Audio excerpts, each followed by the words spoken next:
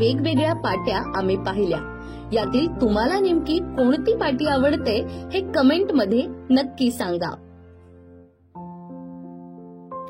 पूजा साहित्य पाहिल्यानंतर आम्ही निघालो मुख्य गाभाऱ्याकडे.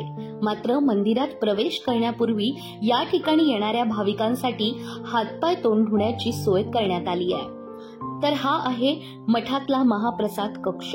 प्रशस्त भव्य दिव्य असा हा महाप्रसाद कक्ष. या ठिकाणी गुरुवार, रविवार आणि पौर्णिमेच्या दिवशी येणाऱ्या भाविकांसाठी महाप्रसादाची सोय असते. हे आहे औदुंबर वृक्ष. मुख्य गाभाऱ्यात प्रवेश करण्यापूर्वी औदुंबराच्या या वृक्षाला प्रदक्षिणा घालून मगच मुख्य गाभाऱ्यात जावं असा सूचना फलक या ठिकाणी लावण्यात आलाय. त्यानुसार स्वामी भक्त आधी या औदुंबर वृक्षाचं दर्शन घेऊन या ठिकाणी प्रदक्षिणा घालून मग मुख्य गाभाऱ्याकडे जातात. मात्र स्वामींच्या या मठात सुरुवातीलाच दिसणारी स्वामींची ही प्रतिमा मनाला अतिशय प्रसन्न करून जाते. आता आपण जाऊयात मुख्य गाभाऱ्यात म्हणजेच गृहकक्षाकडे. गुरुवार असल्याने आम्हाला भाविकांची मोठी गर्दी या ठिकाणी पाहायला मिळाली. मात्र अतिशय शिस्तीने रांगेत या ठिकाणी प्रत्येक भाविक स्वामींचं दर्शन घेताना दिसतोय. नुकताच प्रगट दिन झाल्याने मंदिरात विद्युत रोषणाई करण्यात आली होती. हा आहे स्वामींचा मुख्य गाभारा. स्वामींची ही चांदीची मूर्ती आणि त्यामागे वटवृक्षासमोर उभे असणारे स्वामी.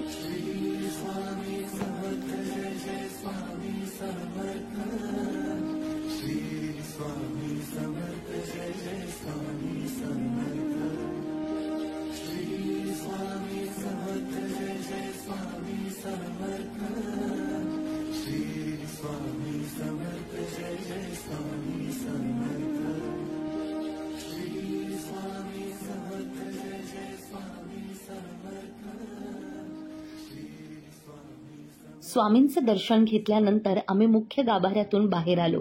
बाजूला आहे विठ्ठलाप्रमाणे उभी असणारी स्वामींची ही मूर्ती.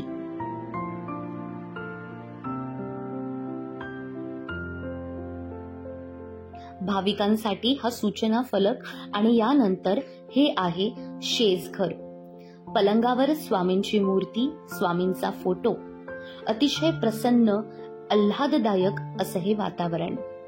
स्वामींच्या पादुकांचं दर्शन घेऊन आम्ही निघालो ध्यान कक्षाकडे. हे आहे मठातलं ध्यान कक्ष.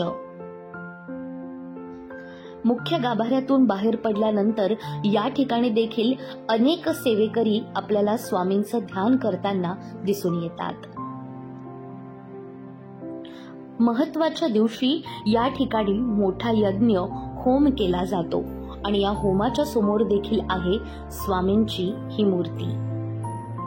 सुखकारक तू दुःख निवारक भवचालक श्री स्वामी समर्थ. गुणीजन पालक जग उद्धारक दत्तात्रय श्री स्वामी समर्थ.